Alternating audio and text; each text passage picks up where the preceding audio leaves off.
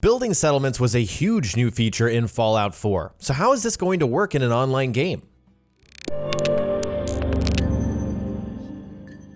Hey guys, JV here, and today I'm discussing building and camp in Fallout 76. Keep in mind this is a speculation video uploaded on August 3rd. This information could very well be proven wrong after today, so take everything I say with a grain of salt, and be sure to subscribe to my channel for more Fallout 76 videos. Head over to my Facebook page for our Fallout 4 survival mode streams live every single week. In a PvE solo experience, building is self-explanatory. You just build, and the only thing to worry about is an occasional raider attack, and that's not even a big deal. But with Fallout 76, that concept changes completely. We're in an online game with other players, and that complicates things. Luckily, it sounds like the system is designed to give as much freedom as possible within the confines of a shared world. Starting off, Todd confirmed at the E3 showcase that you can build wherever you want and move your structures wherever you want.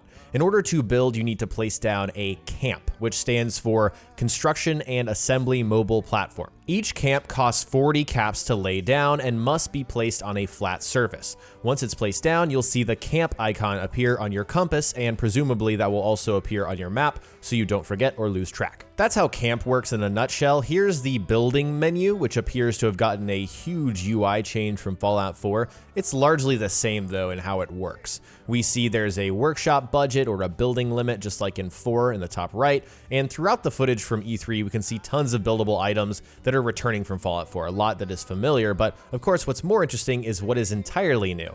And here we see a vendors tab with what's called a medical store.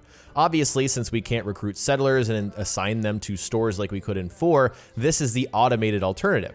We also see that this requires a perk card, First Aid rank 1, so I'd assume some of the other vendors require a similar thing. Next we see missile turrets being placed to defend a camp. Notice these require the perk card Home Defense rank 3, require 2 power each, and produce 25 defense. This makes me wonder, how does defense factor in this game? We know that in Fallout 4 is a function of your water plus your food that was the requirement in order to protect a settlement from attackers. Is there a similar function in 76? What determines how much defense you truly need? Let's step back for a moment though and look at this. Building things gives you experience. This is how it was in Fallout 4, but think about in 76. This is interesting. The missile turrets in this example actually give a ton of experience. You can see a large chunk, plus 12 experience was a pretty sizable chunk. In a game that's about leveling up in a shared online constant world, are we going to be able to just level up infinitely by building?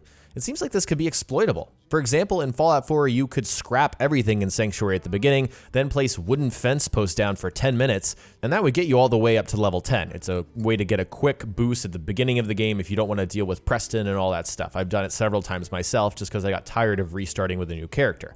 Obviously, that's not fun to do long term, that's not how you're supposed to play the game, but what if that's possible in Fallout 76? What's to stop us from finding the most efficient object in terms of resource costs and experience gain, and just spamming that all day long to level up and get higher than other people?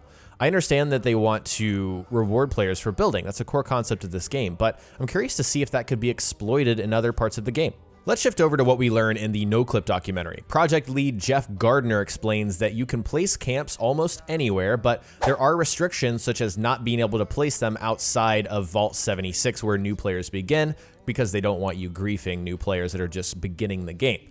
Todd Howard elaborates further in a GameSpot interview, saying that there are certain key locations around the map where quests are located that will not be buildable.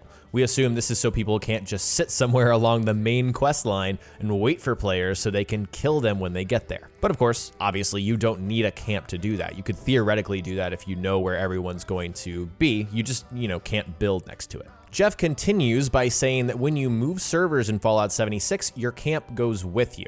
If the space where you built your camp is available on the new server, it'll just appear there automatically. But if for some reason your camp is overlapping someone else's buildable space, again, there's supposed to be like 24 to 32 players per server on a map that's 4 times larger than Fallout 4, but in the off chance, random, crazy chance that happens, or there's a very popular area where everyone builds their camp, then your camp will be saved on a blueprint that you can place somewhere else. Todd Howard has also said that when you log off of Fallout 76, your camp disappears. So that means if you leave the game, your stuff is not just sitting there. It will go away for everyone else. And then when you log back in your new server, it will reappear, of course. So how big is the buildable space going to be for each camp? This is something a lot of people are wondering because the buildable spaces in Fallout 4 by default are not that big. And that was like for game stability. I know there's some mods that, unlocked those capabilities. But on GameSpot, Todd Howard said that since the map in 76 is so huge, you get a pretty big space that you can claim and build it. Pretty big, we have no idea how big that actually is. So hopefully that is, fairly sizable. In the same interview, when asked if you could move your camp at any time, Todd confirmed once again, yes. If you build and then decide you want to move the same exact camp that you built at the first place elsewhere, you can do that with a blueprint. You can blueprint all of your structures and stuff and put them down like stamps. Finally, at the Bethesda booth at E3, Jeff Gardner talked about what happens when another player blows up your camp. He said that you are able to repair it very easily for very low cost with a single button. And thank goodness. I mean, it would suck to be building something and have someone come by and blow it up, only for you to have to spend all those resources again. This just makes sense. All right, that was a ton of info. Let's recap everything we've covered in this video. You must place down a camp in order to build. Camps cost 40 caps to construct. You can build your camp anywhere except for outside of the vault and key locations in the game. Building gives you experience. At any time, you can move your camp using blueprints. Blueprints are saved versions of your camps. The buildable area is very large since the map is so big. When you log off, your camp is saved and removed from the server. The only time you are forced to move your camp is if someone else's is in the way when you log back into the game. If someone destroys your camp, you can very easily repair and replace it for a very low cost with a single button. Overall, from what we know so far, this sounds great. For someone who wants to build in a shared world in an online game, this is a very flexible system. It sounds like you're not really penalized for anything other people can do to your camp. Very low cost, very easy repair. They've said that. It sounds like other players will want to steer clear of your camp because the risk they take by going up against your defenses sounds pretty substantial. It sounds like you'd have to round up a solid group of 4 or more to attack a single camp in order to succeed if obviously the person was smart and put defenses there. I guess what else that also matters is how long their respawn timer is and how dying works. If I kill someone in their camp, are they basically screwed at that point? Can I destroy everything? Also, we don't really know what the incentive is to kill other players yet. Is it just the caps from the revenge that we saw in that really short clip?